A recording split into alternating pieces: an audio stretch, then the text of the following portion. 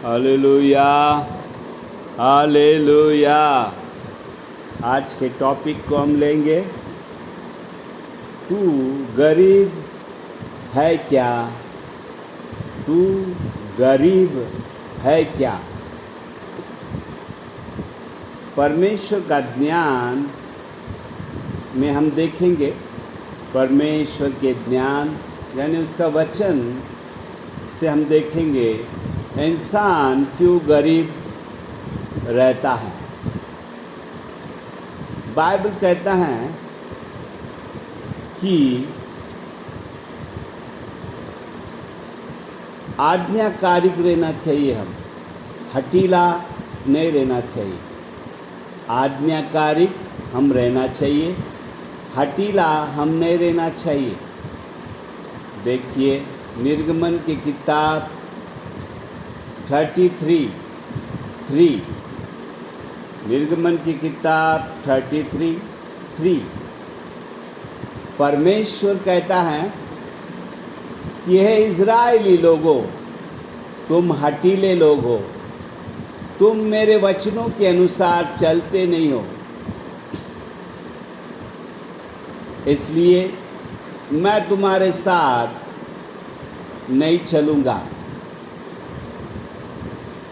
मैं तुम्हारे साथ नहीं चलूँगा। परमेश्वर जो वचन के अनुसार जीवन बिताता है उनके साथ रहता है, जो हठीले रहते हैं उनके साथ परमेश्वर नहीं रहता है। हठीले यानी घमंडी, खुद का ही अपने ही स्टाइल से वो जीना चाहता है।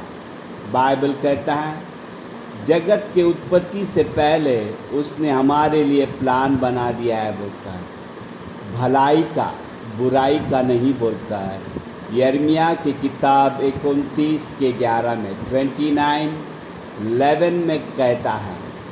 इसलिए हम परमेश्वर के वचनों के द्वारा हमारा जीवन बिताना चाहिए। आदम और हव्वा एक अच्छे गार्डन में थे, हजारों प्रकार के फल वो खाते थे, सिर्फ एक वृक्ष का फल नहीं खाना बोला, मगर वो हठीले थे कि हम इस फल को खाएंगे ही, जो होगा देखा जाएगा। और वे गार्डन से बाहर परमेश्वर ने उन्हें निकाल दिया और वो गरीबी में आए। बहुतायत के जीवन से डायरेक्ट गरीबी में आए। गार्डन से बाहर उन्हें निकाल दिया गया और गार्डन को लॉक कर दिया परमेश्वर ने। यस, हठीले लोगों को परमेश्वर गरीबी में डाल देता है। इसलिए हम आज्ञाकारिक रहना चाहिए, ओबीडियंस रहना चाहिए। ओबीडियंस नहीं है तो परमेश्वर हमें छोड़ देता है, और परमेश्वर जहाँ पर नहीं है वहाँ पर आशीर्वाद नहीं है, क्योंकि गरीबी हमारा पीछा करेगा। देखिए अभिषेक व्यक्ति को स्पर्श नहीं करना है बोलकर बाइबल कहता है, क्योंकि अभिषेक व्यक्ति, कलीसिया के सारे लोग अभिषेक लोग हैं, मगर अभिषेक लोगों को अभिषेक व्यक्ति टच नहीं करना चाहिए। यानी एक अभिषेक व्यक्ति दूसरे अभिषेक व्यक्ति को टच नहीं करना चाहिए, यानी उसकी निंदा नहीं करना चाहिए, उसे शाप नहीं देना चाहिए, उसे क्षमा करना चाहिए, प्रेम करना चाहिए। मगर हम एक दूसरे से प्रेम नहीं करते हैं। परमेश्वर का ज्ञान क्या कहता है कि अभिषेक व्यक्ति को स्पर्श नहीं करना बोलकर। देखिए परमेश्वर ने शाऊल को अभिषेक किया, परमेश्वर ने शाऊल को अभिषेक किया, मगर वो अभिषेक कुप्पी का अभिषेक था, यानी पात्र में से निकाला हुआ तेल था जो शाऊल को लगाया। एक कुप्पी कहते हैं उसे हिंदी में। इंग्लिश में वेसल कहते हैं, वेसल से अभिषेक किया था साउल को, मगर दावीद को सिंह से अभिषेक किया था, यानी हान। परमेश्वर के अलग अलग अभिषेक है। साउल ये नहीं जानता था, और साउल ने दावीद जो अभिषेक व्यक्ति है उसको स्पर्श करने लगा कि मैं इसे मार डालूँगा।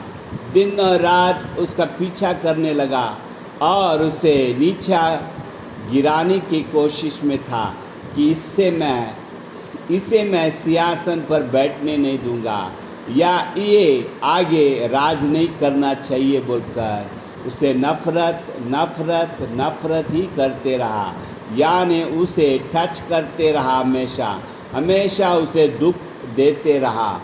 बदले में क्या हुआ, बाइबल कहता है, देखिए बाइबल कहता है 2 शमूएल 3 अध्याय 1 वचन कि साउल का घराना दिन ब दिन गरीब होते गया और दावीद का घराना दिन ब दिन आशीर्वाद होते गया। यानी लोगों के सामने दिखता है आशीर्वाद, परमेश्वर प्रकट करता है। अभिषेक को टच नहीं करना है।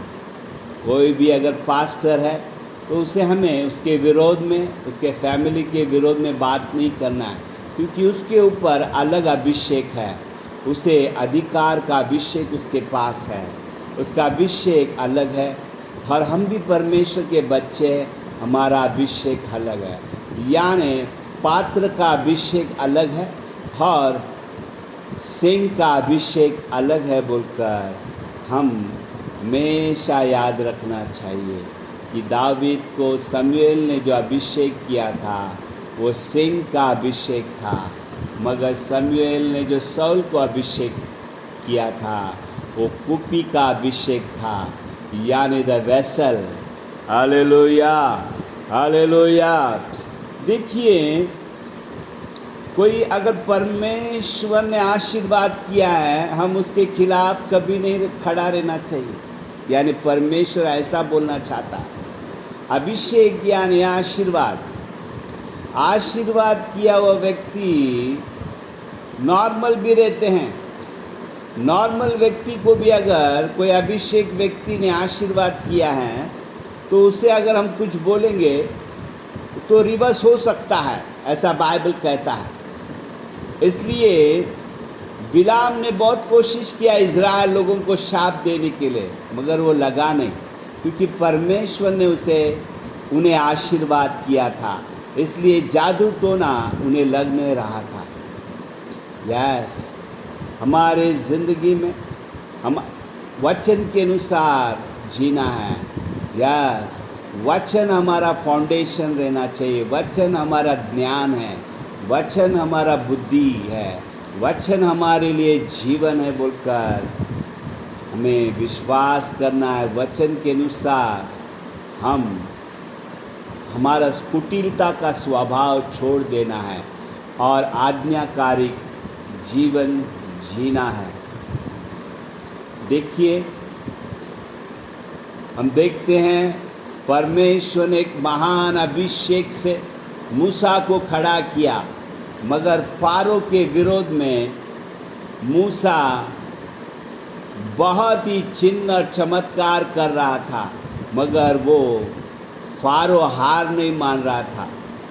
बहुत कष्ट उठाना पड़ा इज़राइल लोगों को और मूसा को, बहुत कष्ट उठाना पड़ा। कई लोग भी मर गए फारो के। क्यों? ये सब 10 बार चिन्ह और चमत्कार परमेश्वर ने किया बोलकर हम देखते हैं। 10 बार, 1 बार, 2 बार, 3 बार नहीं, 10 बार। फिर भी फारो मान नहीं रहा था। क्यों मान नहीं रहा था? क्योंकि फारो के घराने पर आशीर्वाद था। कौन आशीर्वाद किया था फारो को? अगर हम वचन में देखेंगे तो वचन कहता है कि यूसुफ के समय यूसुफ ने अपने पिताजी याकूब को बुलाया था मिस्र में, क्योंकि फारो घराना मिस्र में था।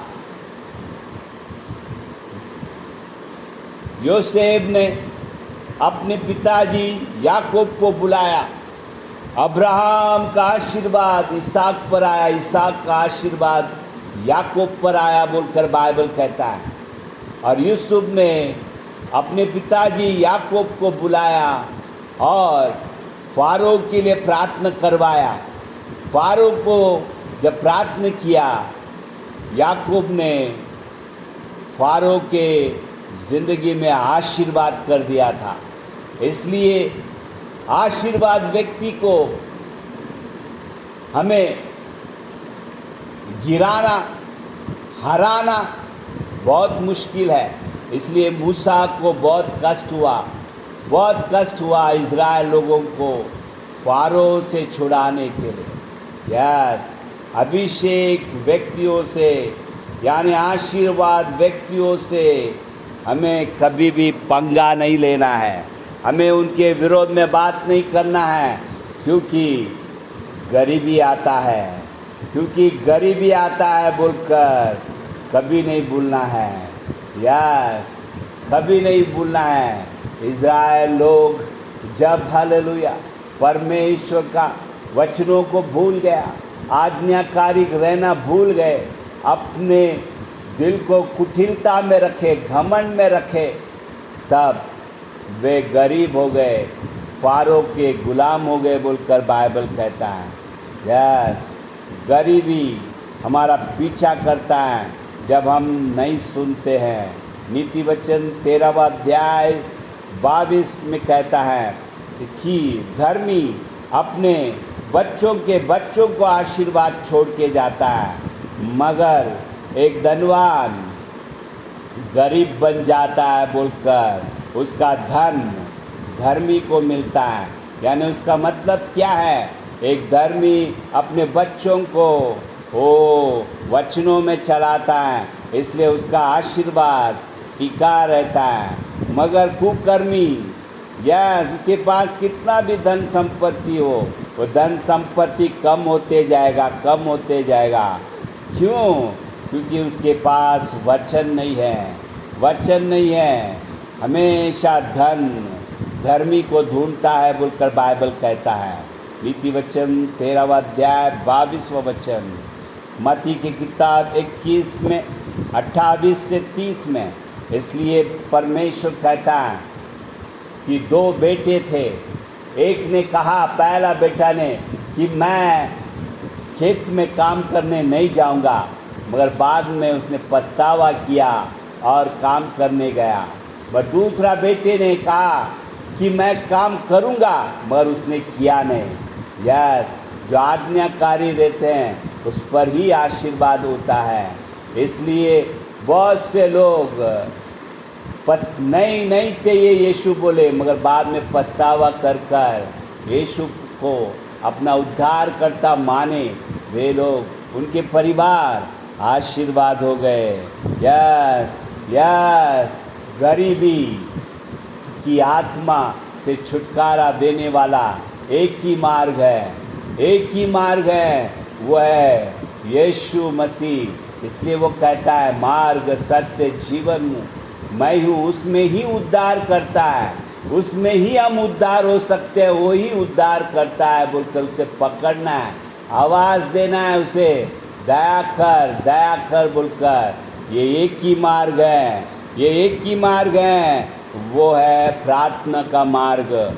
हमें प्रार्थना करना चाहिए, यीशु हमें गरीबी से छुड़ा, हम तेरे वचनों में चलेंगे। इसलिए व्यवस्था विवरण 28वां अध्याय 47-48 कहता है, हमें आज्ञाकारी रहेंगे तो आशीर्वाद होगे। दूसरा पॉइंट, हम आनंद से रहना है, कितना भी मुसीबत आए वो आनंद से रहना है। यीशु के वचन को लेकर हम आनंदित मनाना है, आनंद से सेवकाई करना, यानी हो उसकी स्तुति करना, उसे प्रार्थना करना, प्रार्थना का मार्ग नहीं छोड़ना है हमें। ओ प्रार्थना करते रहना है, आनंद से रहना है।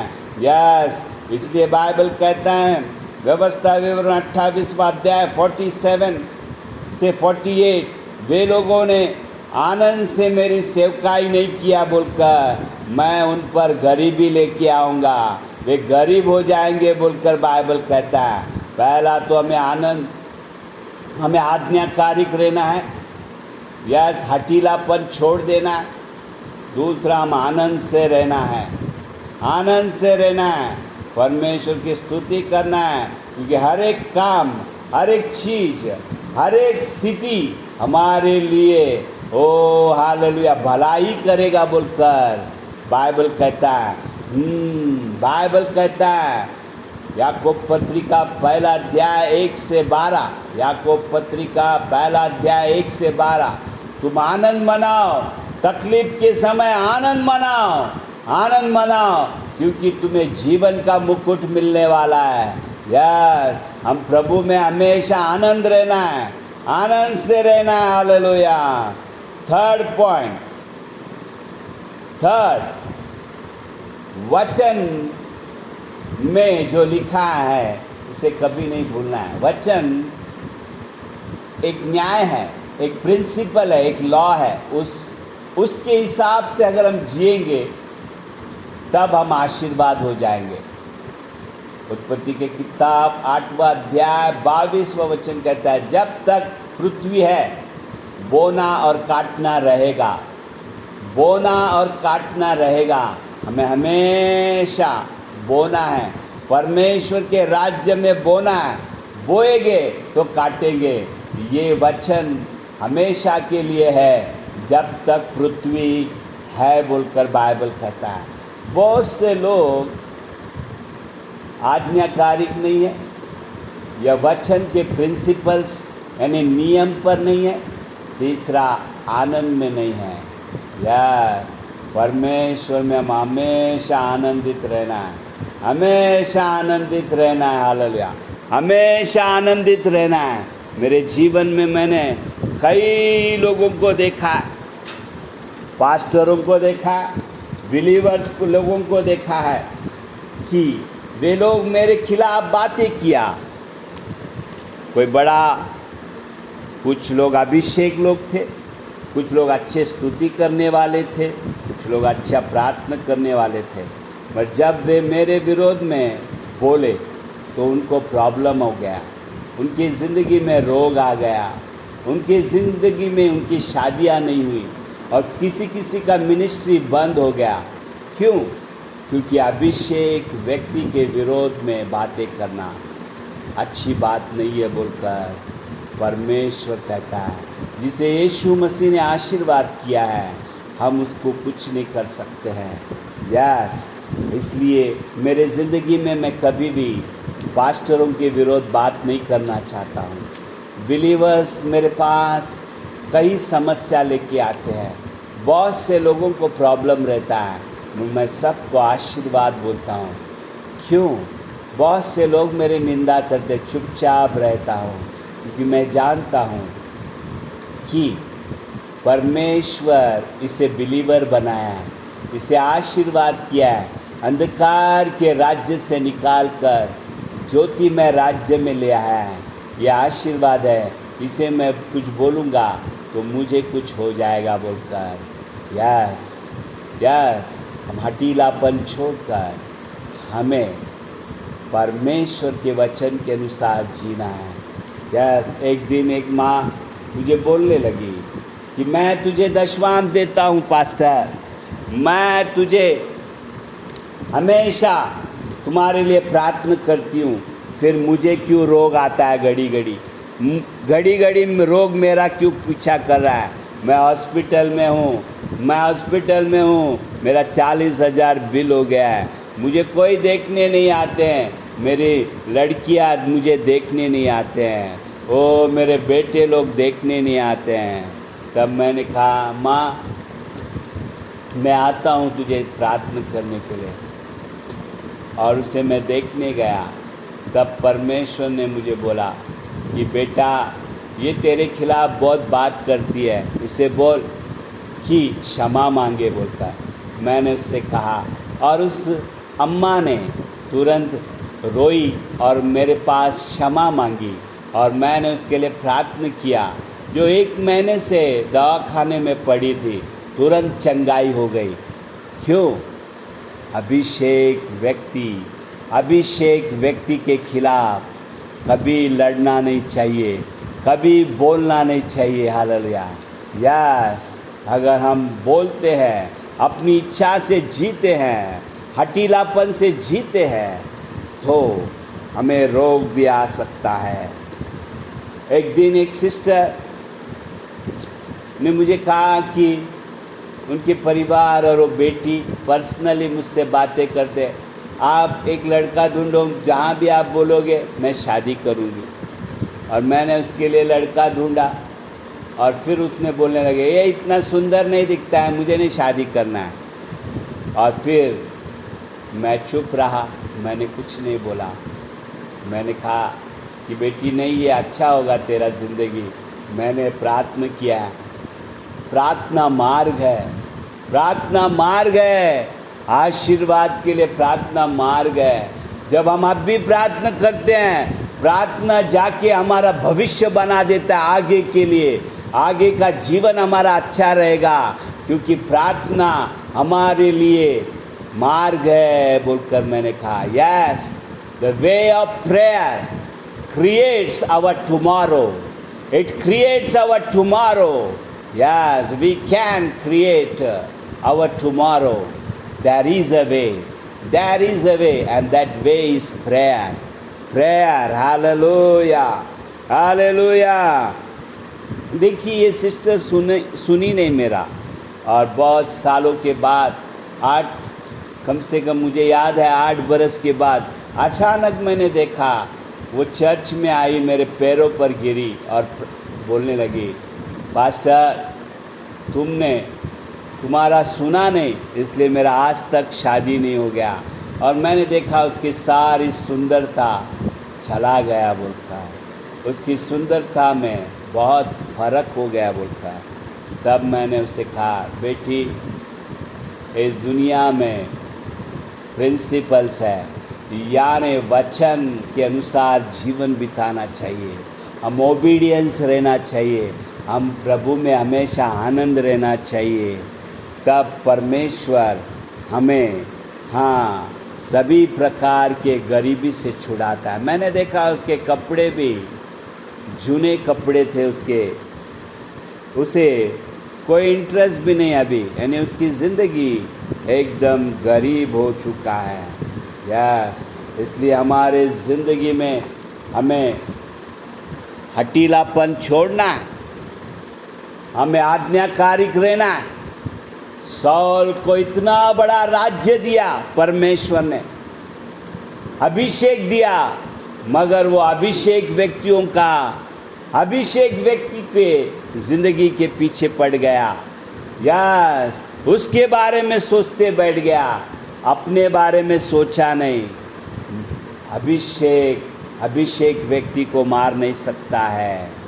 यस, अगर तू ख्रिस्ती है तो तू किसी ख्रिस्ती को मार नहीं सकता, ये याद रख, क्योंकि परमेश्वर ने जिसे आशीर्वाद किया है उसे कोई नाश नहीं कर सकता है। Yes, hallelujah, yes, hallelujah. देखिए, क्या तू परमेश्वर का वचनों को सुन रहा है? क्या तू हठीला है? क्या तू परमेश्वर के वचनों के अनुसार चलता है? क्या दूसरा, तू उसके नियमों को पालता है? क्या तीसरा, तू हमेशा आनंदित रहता है? क्या ये 3 बातें तेरे अंदर रहना चाहिए। यस, अगर तुझे गरीबी है, आज भी यीशु कहता है कि प्रार्थना कर और परमेश्वर को पकड़, तब तेरी गरीबी हट जाएगी, क्योंकि प्रार्थना तेरे लिए भविष्य बना देगा, तेरा भविष्य बना देगा। यस, प्रार्थना हमें शक्ति है। प्रार्थना तुझे कृपा देगा कि तू अठिलता छोड़कर, यस हालेलुया, अपने हट को छोड़कर यानी घमंड को छोड़कर तू ओबीडियंस में आएगा हालेलुया, और तू प्रिंसिपल्स में चलेगा, परमेश्वर के वचनों के अनुसार चलेगा। और तीसरा है तू हमेशा आनंदित रहेगा। प्रार्थना करने वाले हमेशा प्रार्थना करने के बाद उनका चेहरा देखिए चमकते रहता है, उनका दिल देखो हमेशा खुशी में रहता है। हाँ, इसलिए बाइबल कहता है कि प्रार्थना करने वाले, परमेश्वर पर भरोसा करने वाले का प्याला हमेशा उमड़ते रहता है, वो आशीर्वाद में रहता है।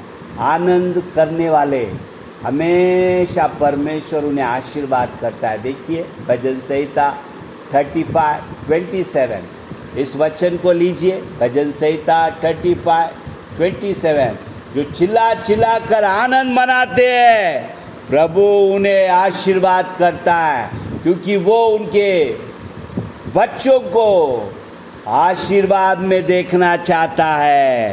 Hallelujah, hallelujah, hallelujah. ओ ये है प्रगटीकरण। आनंद में रहने वालों को परमेश्वर आशीर्वाद करता है। Oh, praise the Lord, hallelujah. Let us shout the joy, hallelujah sound, hallelujah. Joy, let us be always joy in Lord, hallelujah. Because He is concerned about us to keep us in prosperity, hallelujah. Thank you, Holy Spirit.